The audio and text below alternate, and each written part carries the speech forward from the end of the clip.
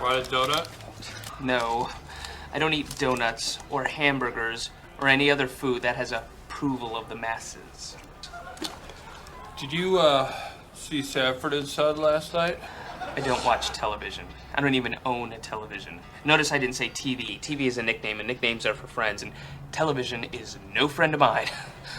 You want to go see a movie then? Maybe go see that one about the coupon? I only go and see foreign films. You want to listen to some CDs? Please, compact disc blow. People were not meant to hear music with such clarity. People need to hear snaps and pops and that shit. What is that? This, my friend, is the only modern piece of equipment I will touch. Is it a CD player? No, it's a mini Victrola, and it allows me to listen to the only decent music ever committed to vinyl. Vinyl? Yes. Is it a DAT player? Jesus, just listen.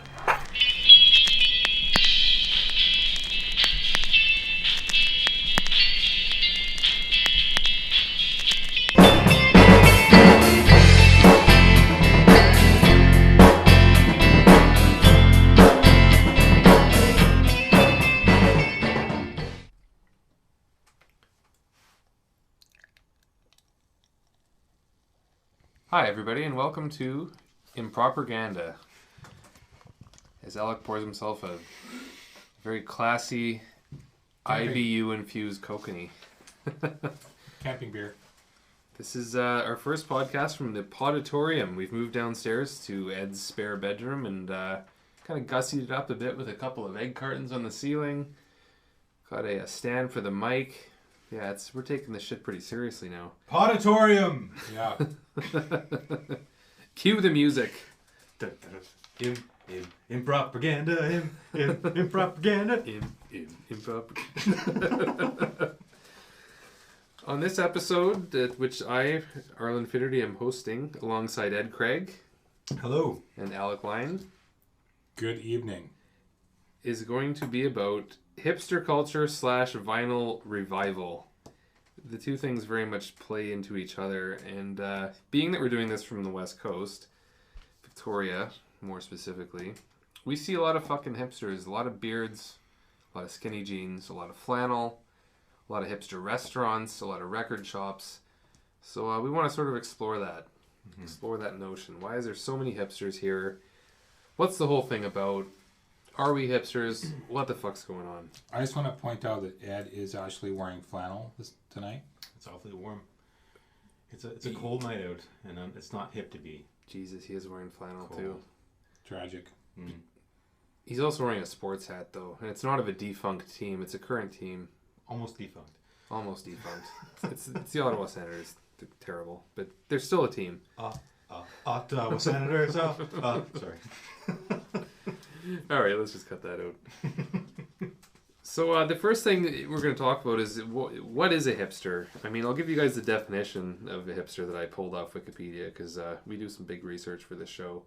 A hipster, by definition, is generally an affluent or middle-class youth who resides in typically gentrifying neighborhoods, being very progressive politically, typically wearing non-mainstream fashion, vintage thrift store clothes, as we were talking about the sort of plaid thing, tight jeans. They usually like organic and artisanal foods, and usually lead an alternative type lifestyle with beards, horn-rimmed glasses. If they're going to wear anything sports-wise, it's usually a defunct sports team like the Nordiques or the Hartford Whalers or some team that hasn't been a team in at least a decade. So that's sort of it. I mean, what do you guys think, Ed? Like, what do you think? What makes up a hipster? What is a hipster? What do you think? Can I address the fact that we've already recorded this podcast once, and that this is the re-record of it? Because it was a really bad recording. So if I say, like I said before, Full disclosure. not to confuse the audience. If I say, well, like I said last time, that means the last time we recorded this, because I might say that. Just don't say that. Well, I felt like saying it right The now. audience says no. We already did a shitty recording. He's right. We did a recording of this in my upstairs dining room. It's really reverberant. You could barely hear Ed. Pre-podatorium days. Pre-podatorium days. A couple of my idiot friends came over, and you could hear their talking bleeding into the podcast. So me and Ed cleaned up his spare bedroom, moved my drums, got some egg cartons, and now it's quality. So yeah, so if says as I said before, yeah, we tried to record this, And we're all wearing flannel, so that absorbs. well, yeah, it's the most absorbent reverb of as all well. fabrics. Yeah. I think, well, So what's a hipster? what is a Ed? hipster? What's Well, a hipster? I think what I started with last time was a Wikipedia thing that I found, which I thought was really interesting. That it said fetishism of the authentic, where it's like you just have to like I had trouble with this last time too. I don't know why I just said it again. You have to use bondage gear on an authentic pair of 501 jeans. Fetishism of the authentic. It's like, what Are there toes involved, or like sucking toes? Or... No, I don't think so. what is a hipster? It's so like.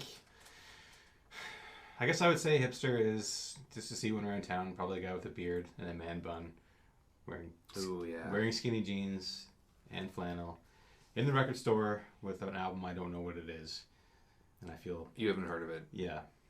That's a pretty apt description. Yeah.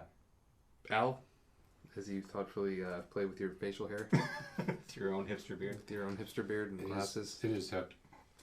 Yeah, it's with the album that you've never heard of, and as soon as you hear of it, and it gets popular, then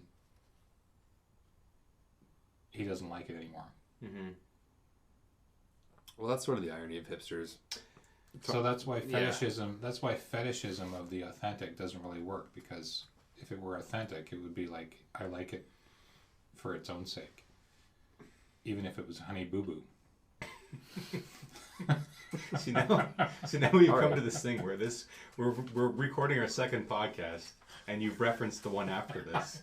So it's like Back to the Future right You know what? It's a breakthrough in TV. It's okay. This is it's like a Quentin Tarantino narrative. You don't really know what's going on. We should do them all like this. We should stagger them all, so it's like, how do they know what they're going to talk about? Got to keep the audience on their toes. You know what? I'm going to say that I'll tell you where the term might have came from, and it could have been coined during the Jazz Age. The term hip actually could have been, if you go further back, like turn of the century, could have been derived from hop, which was a slang for opium. And when one smoked opium, they usually laid on their hip. So, I mean, if there's ever been a hip drug, it's obviously opium. I mean, come on. Yes. But the term hipster really was a Jazz Age thing. And I remember, we started talking about beatniks and stuff, and that all sort of interplayed into the same sort of demographic. Absolutely. One who knows what others don't. Mm-hmm. Street smart.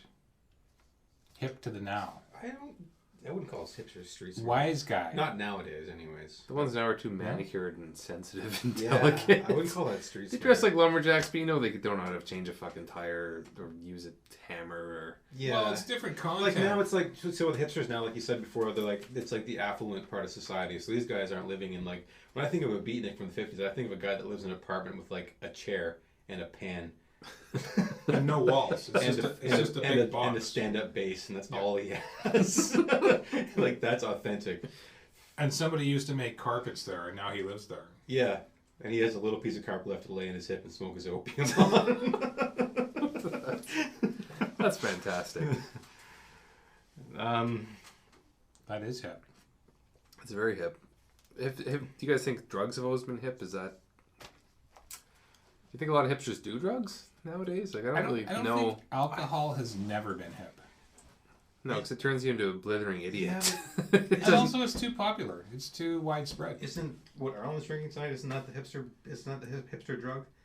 Oh, Pabst Blue Ribbon. That's Pabst actually Blue Ribbon. true. Pabst Blue Ribbon! Hipsters have a penchant for Rock shitty Heineken. beers. Mm-hmm. PBR is apparently number one on the list of domestic ghetto beers. Hipsters love it. I don't know what it is. That's a real thing. I've That's heard a that real before. thing. Yeah. Yeah, that's. But I mean, I think Al's probably correct in the term that the alcohol is very mainstream. I mean, you can go to Moxie's and get fucked up out of your mind, but if you try and order opium from them, they're probably going to turn you down. Probably. You never know until you try. Or Unless opiate you know- tip. Unless I you don't know a guy know. in the kitchen, I think hipsters probably smoke pot. They probably smoke pot, yeah. Yeah. I don't think drugs are cool anymore at all. with anybody. No, Like hard drugs? I don't think so. it's more just a debilitating, life-ruining, I think it's bank account draining parasite disease. Yeah, I think everybody's sort of gotten hip to that fact. Yeah. Oh, hip.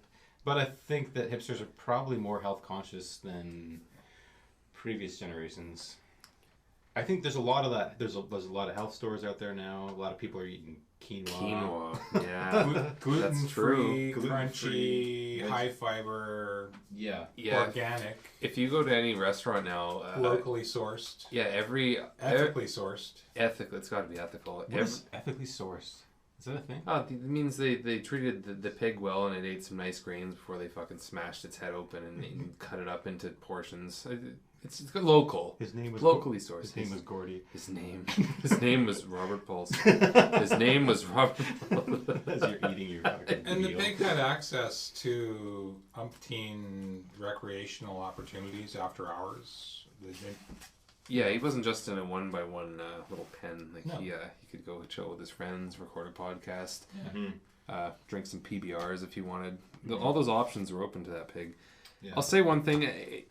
Whenever I go to a restaurant now, whether it's a breakfast place or anything, if you look at the menu, there's at least a paragraph attached to each dish. It's not just a burger. Yeah, it's like a hand massaged, fucking grain fed. Like there's a paragraph attached to every ingredient in your meal. It can't just be bangers and mash or burgers and fries. It's got to have some special story attached to it. And I gotta say that's a result of the hipster movement. It's gotta be. Floyd's Diner, here in Victoria, also out in Langford, satellite community. They've got this menu where their number one sort of gimmicky menu item is called the Mahoney. Basically, it's like Named Clint after Eastwood. John Mahoney. Is that where they just make something that you... Clint Eastwood Make it for sitting you there. and It's they- a great graphic. He's sitting there on the Got the on big- the menu with his massive 44. Yeah, the big Make magnum. my day, punk. And basically, you pay a crapper load of money, and they flip a coin. Define crapper load of money. It's gotta be like almost $20. Almost twice Yeah. what you would pay. Okay. It's like hitting $20. Yeah. It's a lot. Okay. But if you win, it's free. But you have to eat it, Mm-hmm. and it's huge. It's a huge burger. I thought it was anything I thought it was a random menu pick. Or am I thinking of something else? I thought it was just maybe it is random. I think it's a random Maybe menu I'm pick. not hip enough for this discussion. Maybe you should get back to smoking your opium. Yeah, well, we got the I rug can't outside. afford a piece of carpet, man. Can afford opium though. But my point is that with the whole hipster movement, it's got to be hearkening back to. The harkening. Oh Jesus! Alec clock. He said "harkening" like 7 times the first time we tried to No. record this podcast. So we're gonna bust his balls every time he says it now, just so Clint everyone knows. Eastwood, make my day. Mahoney. It's what is that? Late 70s. I don't know. We're not And, that and old. for the kids today, the hipster kids today, that's like, oh, nobody knows about this shit. We'll make this ours. Our own thing. They see Yeah. the black and white poster, where he's all menacing. I'm like, whoa, that's got to be older than I should know about. Isn't that like every generation though? I mean, Absolutely don't we is. all, when we're in our youth, go back away from the mainstream just because it's mainstream? Like, haven't all of us done that? Of course. I mean, I've done it for sure when I was a kid. Like Your parents laugh. I don't know. You must have had this with your dad. I had this with my mom when I started getting to Led Zeppelin. I was like, have you heard this album? And she's like, no, Arlen, I've never heard this fucking Led Zeppelin 2. What are you talking about? Let's listen to it. It's like Yeah. she grew up with that stuff. But to me and to yeah, all sorts of other people, it's this big discovery of this new band. Oh, Led Zeppelin, man, they're great. Yeah. Hey, Mom. Her. I remember like She's just laughing, the right? same Like, thing, yeah, of getting course. into my dad's like Doors records, and like playing them and being like, Getting in his face about it. yeah, totally. Being like, Dad, this is awesome. He's like, yeah, that's what it is. That happened 40 years ago. It's there, like I've been kid. hearing that all my life, and you're just like, but you don't understand, man. I'm interpreting in a way You you'll don't never understand- imagine. You don't understand how good this is. Yeah. All right, we've kind of touched on what is a hipster. Why are there so many hipsters on the coast? Ed's from Ottawa. I mean, I had a little bit of experience back east with him, and I didn't really see it. Mind you, you live in I live in a very rural. Almonte or Tonia Monte. I come from the a very fuck you live? rural area, yeah, where there's mostly farm kids and stuff like that. And I don't know if there's. I think if you get closer to downtown Ottawa, you probably see a lot more of that, or university area. Yeah. You'd see lots more hipsters around. I don't really notice it. Like here, it's much more prevalent everywhere though, like in every part of town here. So why is that? Even going out to the outlying areas. Why is that? Is it the weather? Is it easier here? Do people just can be kind of douchey and distant, or? I think it's just hip to live in Victoria. I've had a lot of friends from high school move here and subsequently move back to Ottawa, but because it was a cool place to be, and you can live your hippie lifestyle for a while. But then it's ultimately massively expensive. Well, that's what it boils down to in the end. Is like, well, I want to start a family, but I can't afford a house here. Oh, fair enough. So you leave. Al, what's your thoughts? Why on the coast are there so many? Portland, Victoria, Vancouver, hipsters everywhere. Why is that? Free-thinking, liberal-minded, educated, youthful libertarians. Alec Line lays it on the line. I'm all about the adjectives. And adjectival phrases. You're like a politician. I don't know what the fuck point you're trying to make there. You just said a bunch of big words. Why are there so many hipsters on the coast? Adjectile? Adjectival phrases. Adjectival? It's a real... He's like a politician. He's just snow jobbing us. No, yeah. Al, give us a straight to the bone opinion without any big words. I was making fun of you, but I was... I'm just saying, build a wall right across the Mexican border. Oh, shit. No, it's hip. The coast is hip. The coast is easy. I think that's a big part of it. Yeah. It's mild. It's moderate. I mean, you don't have to shovel snow. Coming from Ottawa, people said that they were moving away from that place. It was always BC. Yeah. Whether it was Victoria or what's the ski one? Kitsilano. Kitsilano. Yeah. Mount Washington or Whistler. Jasper. Whistler. Jasper was a really big one where people Lake left. Louise. So people leave Ottawa to go to Jasper? Yeah, to go to Jasper. Yeah, Jasper, or to be a ski bum in Banff for a while, or to live in Victoria to do the hippie artsy thing. You know, that was like when I'm in high school. People were talking about, oh man, the West. You got to go out west. It's the best ever. Wow. So and I went there exactly 10 years later, after everybody had left. And then discovered that we're all cliquey douchebags. Because I'm too cool to follow. I just said tool cool. Tool cool I'm for too, school. Too cool to follow the mainstream crowd out here. I came later. We're gonna go into that later. Actually, we're gonna go into it now. We've all expounded our views on why there's so many hipsters on the coast. Actually, I don't think I have, but I've talked enough. So it's easier. I sort of agree with you guys. It's easier to grow pot here. I think honestly, like Ed was talking about how this sort of ties into why I think everyone back east was a lot friendlier. I mean, I've lived in Victoria all my life, and I've got a lot of really good friends, but it's taken a long time to get to that. And when I went back east, Ed had his wedding last summer, and I went back east with my fiance, and I made like really close friends in 4 days. Like I felt a real connection with these people. There's just a friendly vibe out there. There's different headspace out there, and I was really impressed. And I felt very humbled by it. It was a really neat feeling, So I think a lot of that, and Ed said this too, is the winter back there is fucking horrific. Yeah. Everybody sort of works together, is on the same page. They're helping each other out. They have to beat this fucking monster every winter, and it kind of brings people together. Whereas here, it's so easy. You really have two seasons. You have like you're sort of hot, and then you're sort of mild and rainy, and then you're sort of hot again. Like there's no real winter here or anything. There's no real seasons here at all. It's easy to be here. You can wear your snow hats any time of the year and look great. And it's just a different headspace. So I would say it probably is environmental. Yeah, we're kind of equating hipster with not friendly now, which is interesting. I don't think it's necessarily not true, but I think that we've got... It's cliquey. It's a cliquey It's thing. cliquey, and it tends to be sort of... Egocentric?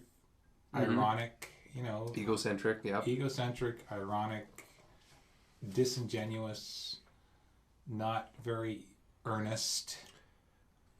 In fact, totally running away from anything that's got anything to do with earnest. If you're not ironic, then you're not hip. Let me say this. If I went into like Felicitas, which is the UVic, University of Victoria bar, and there was a bunch of bearded, flanneled hipsters, and I walked in wearing like a Seattle Seahawks jersey, I bet you all of them would be kind of like, okay. jock or douche or chotch or like they would definitely. I think there'd be some opinions formed there. A good example of that is Tofino. I went with my fiance and one of her really good friends. Ed's smiling because I talked about this in the last podcast that nobody's gonna hear. I didn't think you were actually gonna call out a whole town again on the repeat podcast. I'm calling it out. I'm calling out Tofino because We love you, Tofino. But even for one of my fiance Freya, one of her really close friends worked out there, and she had to be there for about 8 months before anyone really got close to her. And I mean, she's into Russian literature and Russian film. Like she's almost the epitome of a hipster chick, like with her music taste and everything. And it still took her months to crack into any sort of local circle in Tofino. So when me and Freya went out there, we had no chance because we were townies. Yes. Townies from Victoria. It's like, really? It's like, where does that attitude come from? Like, I don't get it. The big metropolis. From the big Victoria. bustling metropolis of fucking Victoria. Yeah. And it's like, if you took the time to talk to either one of us, like, we both like a lot of different things that hipsters would consider cool. I have lots of records. That gives me some cred, right? Yeah. For me, it's like, I've always dreamt of that thing where, like, you run away from home and you meet that group of people that's just like that gets you when you were young, and you don't ever find that. You find a bunch of people that are really into themselves and that will use you for something. Oh, here you mean. Yeah, no, just anywhere and like that. It's like and I think Tofino's like one of those places where a lot of people run away to be artsy or whatever, but to really, you know what I mean? Like if you're like that sort of artist person, you want to get inside yourself, have your own sort of space. So you don't want to be around anybody else, so you can explore yourself. So you're automatically less accepting of anyone that you would view as... I think that's just my opinion. That's it might an not, interesting it might point. not That's a be good true. point. That is a good point, actually. That's valid. So you're not that you're a bad person. Just you're very insular. So you're not looking to make friends. You're looking to. You're not there to expand your social circle. You're there I think a lot of people are there for that reason. Yeah, I don't know where the communes are, other than where we live. I don't. Yeah, like, is there such a thing where hipsters congregate, and all live together in peace and harmony? Coffee shops. Coffee shops not called Starbucks. Like the Naked Bean. Did you make that up? It's probably a coffee shop It's a somewhere. great store. Yeah, right? Great store name, yeah. All right. Well, I mean, I got to ask this question. Being that we're trying to do a podcast, lots of reasons. How hipster are we as individuals? Because, I mean, we can trash them all we want, but I think that in some ways we have a lot more in common with a lot of them than we'd like to believe. Starting with Ed, how hipster do you think you are? You have a record collection. You have a Quebec Nordiques hat. You're wearing the flannel. What's up, man? I'm wearing a flannel shirt. I am into records, but I was into records before they were cool. And what group of people would say that, Ed? Vinyl enthusiasts. You just cut me off and go to Al. Al, your turn. So that puts you into the elite hipster category. No, just poor. I just inherited a record collection from my dad. That was my source of music for years. Couldn't afford to buy CDs all the time. Am I a hipster?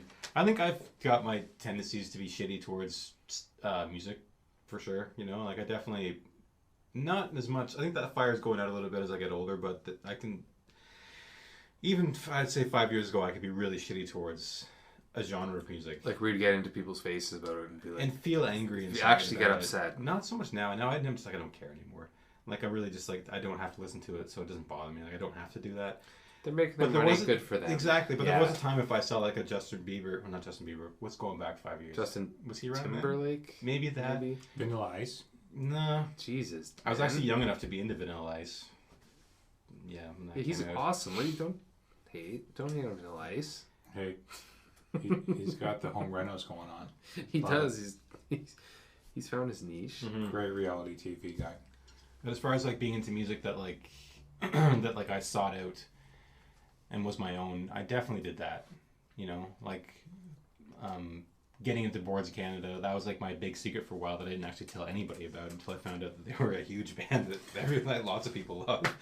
But like I kept that one up my sleeve for a long time because I didn't want anybody else to know about it. Certain kinds of people, because I know lots of people that don't know about them. You turned me on to them, and I was like, "Whoa! Where was I? Where were these guys all my life?" Yeah. So I always thought that made you kind of hip. Like when I remember meeting you, like I mean, we hit it off with the love of Genesis, which is whatever. We like the same hockey team, which is whatever. But like you started showing me music that I really, really got into, and I thought that made you kind of hip, in the know about little niche music. And it's not niche music, but to me it was at the time because I didn't know what it was. Yeah, I suppose so. Yeah.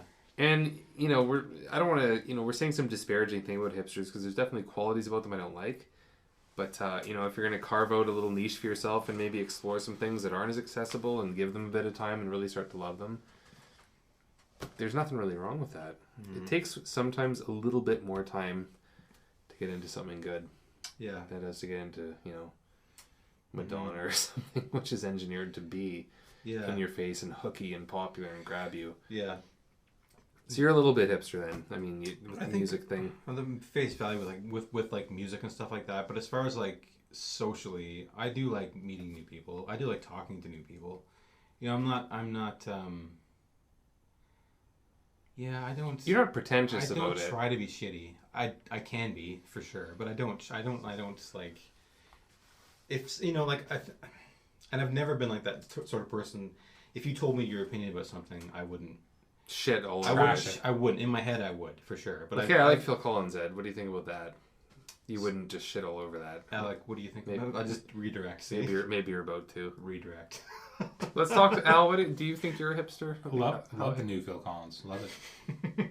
Like the Disney one he did? Isn't that beautiful? Alex has a record that Phil Collins did just for him. That's how hip he is. Yeah, no shit, eh? We've obviously never heard of it. To Al Love. I thought I was the only one that knew about that. It's pretty dark, though. He told you too? Yeah. Damn.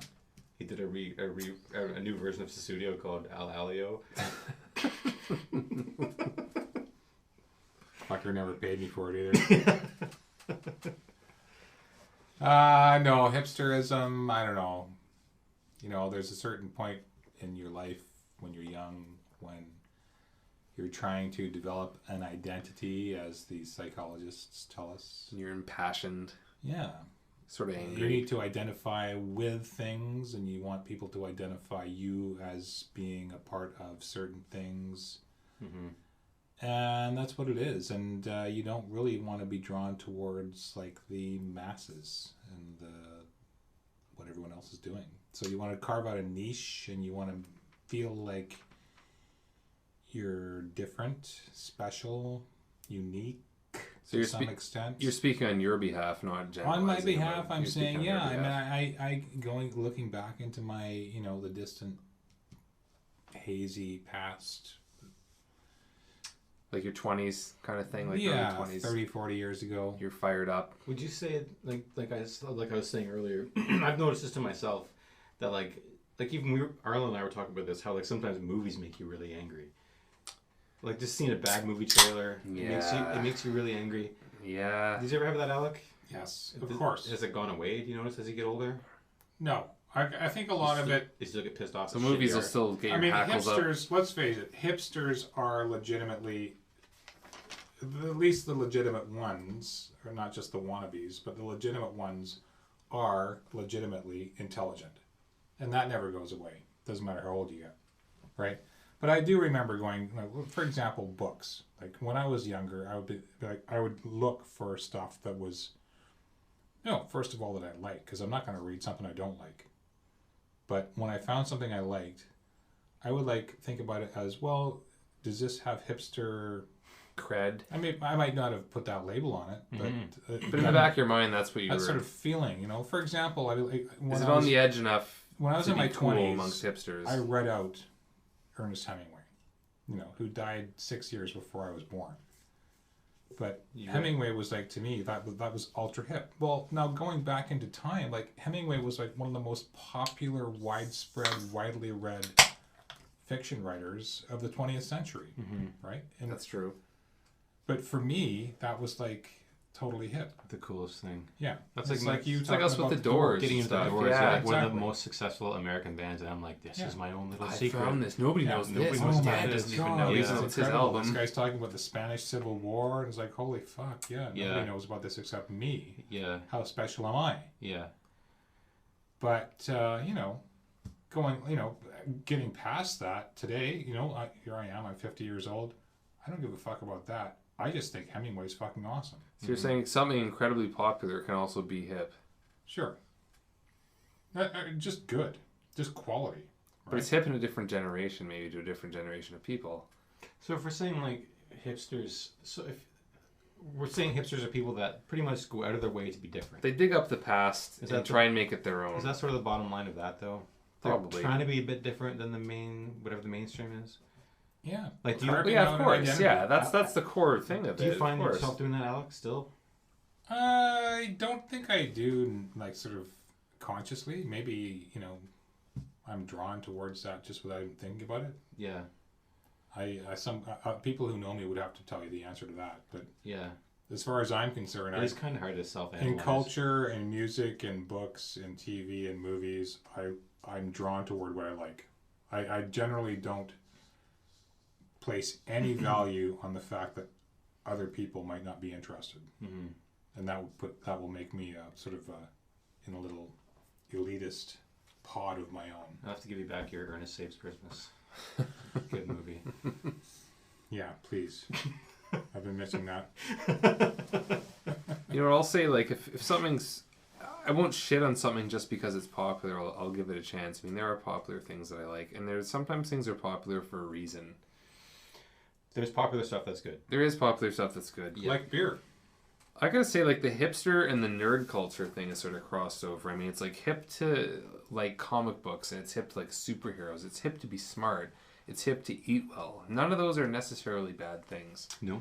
But there was a time Big where Bang Theory. comic books and love of superheroes, would have got you stuffed into a locker. Now it's like almost viewed as sexy. Man buns, skinny, almost effeminate looking guys, and Big shit like Bang that. Theory. Big Bang Theory is a mainstream example of that, where it's hip to be a geek. It's mainstream hip. Geeky is hip, and chicks like it. Is it hip though? Am I calling that wrong? Like, is that No, I don't think you are. What What do they call it? Nerd chic? Nerd chic, yeah. Nerd chic. Nerd chic. Which is an interesting spin on that, because I never thought I would have saw that. Yeah. Like, you always like the comic guy with big glasses in the comic book store leafing through comic. It's hip now, like, that the Comic Book Man is a huge show. Yeah. There's all these graphic novels and comics being adapted into really high quality TV shows and movies. Yeah. Which is, I'm a comic book guy. You are a comic book guy. I'm not trying to say anything negative about it either. It's a neat thing that it's been embraced sort of by the mainstream culture and actually turned into something quality in some cases. I mean, In some cases, there's still some. Yeah. there's still some turds. That's for a different podcast. I'm gonna go this direction now with the vinyl revival. Speaking of nerdy shit, because the vinyl revival is a movement which we've been seeing in the last probably decade of vinyl records becoming more popular, which is a hilarious thing because obviously they were ditched in favor of CDs and MP3s for convenience. And now records have not only came back, but they've appreciated in value, and new records are massively expensive. I mean, $30 and $40 for new pressing of something from the 90s. I mean, they're starting to repress like old hip hop. Artists are actually making full scale vinyl releases. So what's up with that? That's obviously ties in with the esoteric format, the hipster thing. It's different. It's big. It's old. It's maybe not as mainstream, although it's getting more that way. So what's the appeal of records for you guys? I mean, me and Ed have big collections of them. Al's got them. What is it? What is it about records that the kids, like, you go into, it's kids that are into this shit, kids that didn't have them growing up, or maybe just came in before. Like, there was a gap, and then there was CDs and stuff, and then it's popular to these people that they don't have the nostalgia about it. The young people. What's the appeal? Alec, do you want to go ahead? Well, I think that there's probably two general categories of people. One is the audiophile who really appreciates the sound and has a really good quality turntable and good quality amp and great speakers. We're talking about Arlen here. We're talking about Arlen. You're talking about a small sliver of the population. The only audiophile any of us know. And then there's the people who want to be perceived as being that, who don't really appreciate the extra quality in the sound, but have been told that vinyl sounds better, therefore they want to be associated with as, or thought of as, someone who appreciates good sound. So they're not reaping the sonic benefits that are potentially there. It's just about an image. Yeah. Mm-hmm. Okay. And a good example of this in the mainstream is I was just delivering, helping out a buddy at a place that me and Ed used to work, delivering stuff to the mall. And HMV was one of the places we delivered. And I said to the guy, I just sort of casually thinking about this, you know, what's your vinyl content these days? Like, and he's like, flat out, we sell the most vinyl on the entire island. HMV? Yeah. Which is No way. that's unbelievable. HMV Mayfair. HMV Mayfair. Yeah. That's unbelievable. I would think.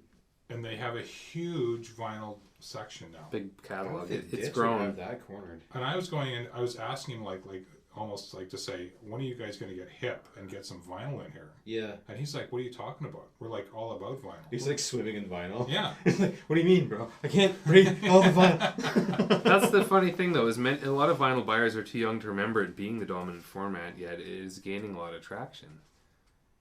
So that's... And that's a mainstream sort of youngster. I don't necessarily think that hipsters buy things at that mall. It's like very mainstream clothing, you know. It's gaining traction, but to put it in perspective, in 2014 there was over 1 million records sold in the UK. Pink Floyd's The Endless River, Ed. I own that. Ed loves that album. Love it. It's a beautiful record. Good record. We love you, Pink Floyd. It became the fastest selling UK vinyl release of 2014 and the fastest since 1997. But it only sold 6,000 copies. So, I mean, we're not talking huge movement, but it's so much bigger than it was. And it's getting a lot bigger to the point where they're actually refining the techniques. I actually heard a rumor about HD vinyl. So they're actually going to recreate the machines that actually carve up the discs, and they're going to refine them. And that could just be a cash grab. But, I mean, it's really gaining some traction and some notoriety in not only audiophile circles, but amongst preteens and teenagers. Mm-hmm. Mm-hmm. You know, I remember my mom once said everything old is new again, and that's very true because I never thought I would see records actually gain any sort of traction. It's just baffling that, I mean, they're big, they're inconvenient, they're more expensive, yet they're starting to snowball. I would say 10, it's getting there now. Like 10 years ago, you could start seeing it happening. People were getting back into vinyl. A little bit. But like I'm just talking about my buddies back home. We're starting to go to like flea markets and yard sales and buying boxes and boxes of vinyl. But they weren't in London Drugs or H&B. Oh no, you could buy a box of vinyl back then for like $10. You know, no matter what was in it. Like nowadays, like you said, it's like $40 for a new record. And for a used record, it can be like $10 for a used record. Like something that's been played hundreds of times. It sounds like scraped down to nothing. Yeah. So yeah. That's crazy if you think about it, isn't it? If I had been smart, I would have.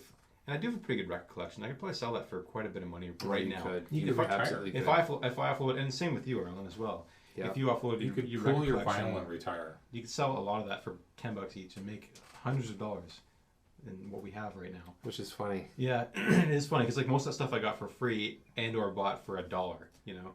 Where do you guys see it going? Do you think it's going to keep going like this, or people are just going to lose interest based on the fact that it'll just get to such a point in its expense where people are just going to be like, you know what, fuck it, I'm just going to go FLAC or I'm going to go something else? Where do you think it's going to end? I think that the fact that it's come back again with hipsters will have kids and their kids will see the vinyl. It'll feed itself. You will still have vinyl. But will they like it, or will they want to find something new because their parents have the vinyl and they want to differentiate themselves from their parents? Exactly. And they'll go back to tapes or fucking Edison spindles or whatever the fuck. Edison pools, yeah. I think the fact that it's come back once means that there will be some staying power for at least a little bit longer, for sure. I don't know if it'll get as big now, because FLAC is coming. FLAC is going to be the next big format, right? Which is the lossless audio. I think that's going to be the next thing. And if it actually happens, it's gonna bury everything, right?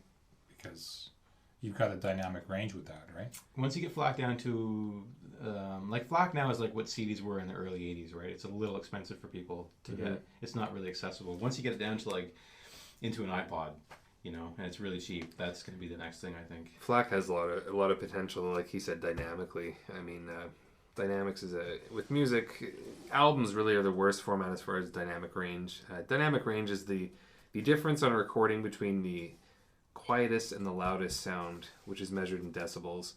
And CDs have wonderful potential. They have at least double the dynamic range potential of albums, but depending on how they're mixed, they don't always end up that way. So I mean, you have CDs that just sound like absolute shit, and then you have ones that sound pretty good. Yeah. But I mean, do you guys think that part of the record appeal must be a physical thing? Like it's sort of endearing.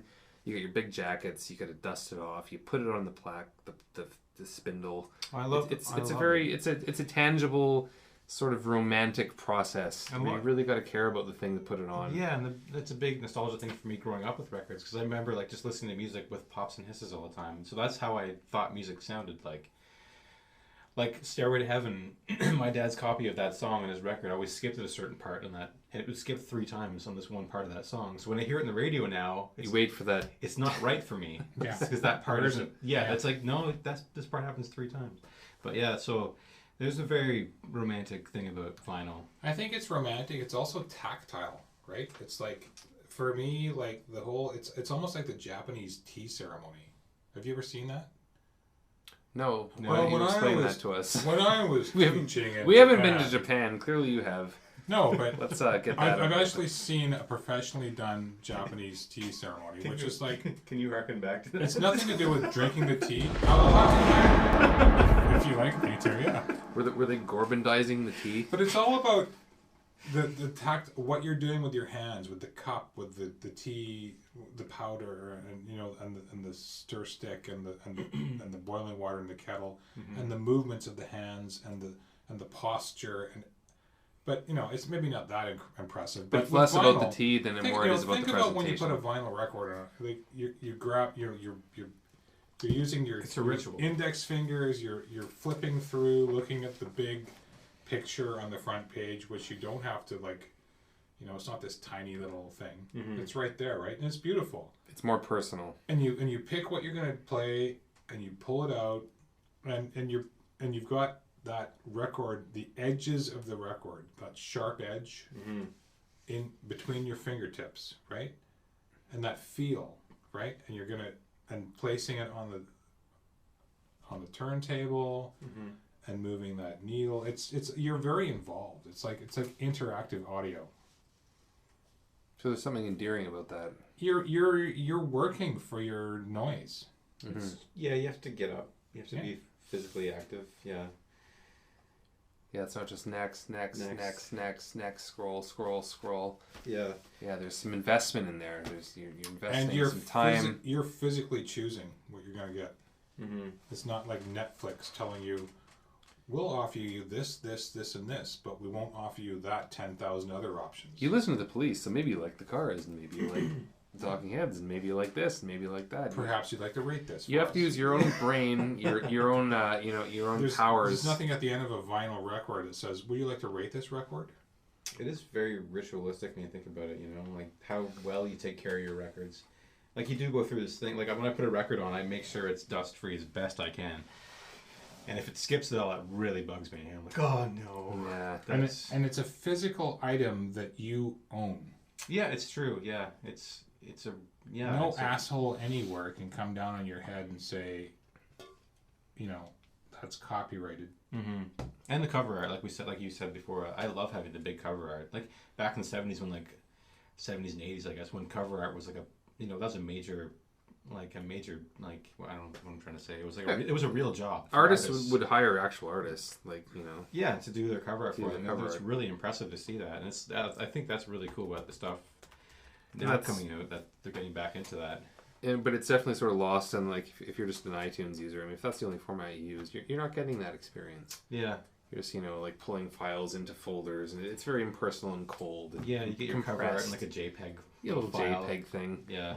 So we've explored some interesting issues about why records are a thing again. I mean, I didn't really think I'd see it happen. I worked at A&B Sound, which was a local hi-fi shop on the West Coast, and we had 2 turntables for sale and no vinyl at one point. It was all CDs, and it just slowly started to creep in there. There'd be a few records, a few more records, and now London Drugs, HMV.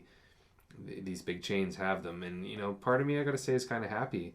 And the independent record store is flourishing. The ones here, I mean, they're flourishing. They're getting bigger. They're expanding. Unfortunately, the prices are going up. Yeah. But that's sort of to be expected with everybody sort of jumping on board. Yeah. I mean, it's a funny industry because there's so much convenience at our fingertips. Yep. And more people are choosing the archaic, It's old, heavy. I mean, you know, have you ever grabbed a box of records? It's a fucking lot of heavy. work. Yeah, it's I've moved like I said in the last podcast that doesn't exist. I've moved records across the country. It's a bitch. They're fucking heavy. They're fucking and you gotta be heavy careful and because they big. can crack. You know, it's a pain in the ass to move them. You can get a quintillion songs in the tip of your finger, and you know, or you can carry boxes and boxes of records that sound worse every time you play them.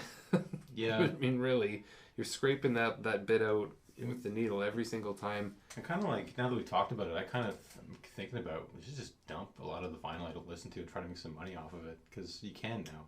It's actually There's worth, a market for it. There's some money in it, yeah. Absolutely, there is.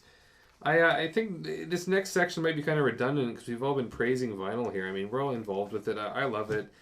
It may not be convenient. It may not be my most listened to format, but it'd be hard to lose. I'm going to ask you guys, if we were stranded on a desert island, I know it's cliche, but if we were on an island and you could only choose one music format, whether it be Edison tube, CD, FLAC, MP3, whatever, WMA, vinyl, of course, what would it be? Ed, what would the format be? Your one and only format, your one and only rest of your life, desert island.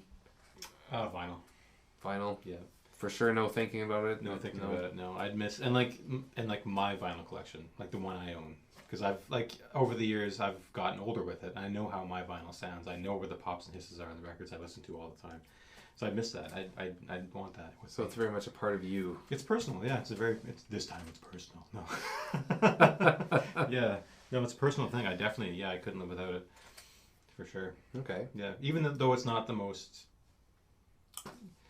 So what if you had to carry them from one side of the island to the other side because there was like a tribe of cannibals that were running after you and you had to like grab all your shit? You had to grab these records. Just take the Still vinyl, man. I just take the Genesis. I just grabbed the Genesis. Just grab the Genesis.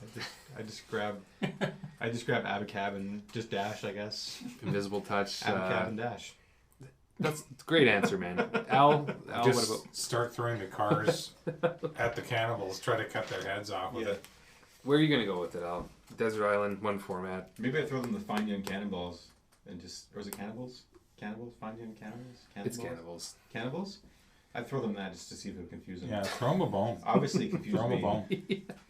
Take them off. Cannonballs. Fine Young Cannibals. Sorry, Al. Redirect the scent.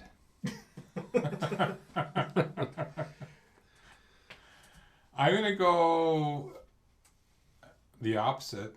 I'm going to say... Well, you know, in the absence of any sort of experience with the new tech. 8-track? Yeah. Cassette tape. Yeah, no, I'm going to go 8-track. For sure. No, I'm going to go CD. Mm-hmm. It's just... I just wish that there was like a downloadable format that was like good enough. You know, there's at a point, because my hearing's like, I'm old, so my hearing's not that great anyway. So I'm like, if it's good enough, I'm down for that, because if I can have like 500,000 titles, like totally cataloged and easily findable on a digital interface in front of me in my little podatorium, I'm happy. Your island podatorium. One thing, I want quantity. Radio And broadcasting the podcast problem stuff with like vinyl, yourself. the problem with vinyl, you can't have quantity ever. the one thing Ed maybe didn't think about too is if you're trapped on a desert island, every time you play your records, they're gonna sound a little bit shittier. And plus So when you're an 80-year-old man playing with a fucking beach ball with your ZZ Top beard, that's right. your records are gonna sound bad, whereas LCDs will sound the same. Plus, blowing sand is going to get in the grooves. I'm obviously going to bring doubles of the records I really like a lot. Okay, all right.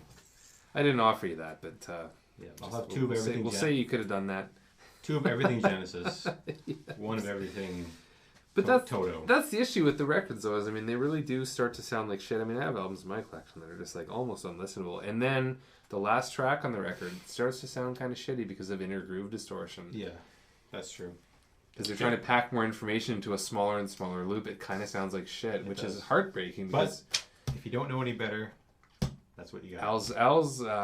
Al went a different way. Ed's sticking with his decision. I gotta say, I gotta go with CD too. I have more CDs than I have records. I know what to expect from a CD. You're gonna lose some of the bass. You're gonna lose some of the warmth, but it's always gonna sound like that. It's always gonna sound the same, and it's convenient, and they're a lot lighter. And very unprofessionally, my phone just vibrated. I'm sorry, people. This happened in the last pod. This happened in the podcast after this one. I thought phones were banned from the Podatorium. This happens in the future in the next podcast. Yeah, I'm an asshole. In the future. This is why you got voted off on the podcast. No one's ever going to hear us because we both picked CD. That's why I got voted off. And I picked my records. Yeah. I don't blame you though. I love records myself. They're. Can I just allude to a little moment that I had in Japan? Oh Jesus. No. We get it. You traveled a bit. No. Once upon a time. That's not allude. It harkens back to your traveling. I'm drunk. I'm walking down the street. And No. I'm looking for a little place to go, and I find this little ma and pa hole in the wall blues bar. This is like in Aomori in northern Japan, and it's this tiny little spot. And I just go through the front doors. There's like 3 people in there, plus the guy and his wife. And he's like, "Come on in, come on in." Is that what he said? I sit down. He serves me some mediocre sake, and I'm just sitting in the corner, and he's like, "I'm looking around this place." He's like, "What do you want to listen to?" You know, and I'm like, "Just you put on what you want to hear." And he picked something that he thought I would want to hear. I can't remember what it was, but the sound, it was all vinyl. He had like an entire wall of vinyl. Okay. Plus, he had the best of the best of the best of the best of the sound equipment from the 1970s. Did you put on? And it had been in that one place, never moved. Oh, it's probably since unbelievable. Yeah. And the entire business had been built for acoustics. So he had curtains, he had corners Like bass blocked traps out. and stuff. Yeah, bass traps in the corners. Yeah, Right. really serious audio. Just like you say, a dead craziness. sound. Yeah, deadened. You Dead clap zone. and it's just nothing. Yeah. Not like what I just did. And I just sat, I didn't sit in the middle for perfect sound or positioning for me, but I was in the corner just sipping my sake, and You're mediocre. and he puts this vinyl on, he just puts this record on. It's like nobody's impressed, nobody's surprised, and I'm just sitting there thinking, this is the best audio sound I have ever heard, ever. And it was just it was so impressive. Cool. So warm, so unfucked with. A lot of that is the room treatment. It's like there was a fucking band sitting there playing for me. That's because there's no reflections or reverberations. People, Yeah. the audiophile thing is a funny thing because a lot of people completely ignore room treatment. Getting rid of reflections, getting rid of bright surfaces. Yeah. I mean, if you're going to spend $300 on a cable, you're an idiot. If you spend $300 on some acoustic panels, it's going to make a huge difference. Mm-hmm. Anyway, that's a subject for another day. I am an audio geek, as we sort of covered earlier, and a lot of people listening to this probably don't give a fuck because most people don't. I mean, really. No, it's true. Lots of people don't really care about their music gear or music in general. Lots of people just listen to what's on the radio, and God bless them. I mean, there's other things in life to be into other than music. Oh yeah, absolutely. 100.3 The Q.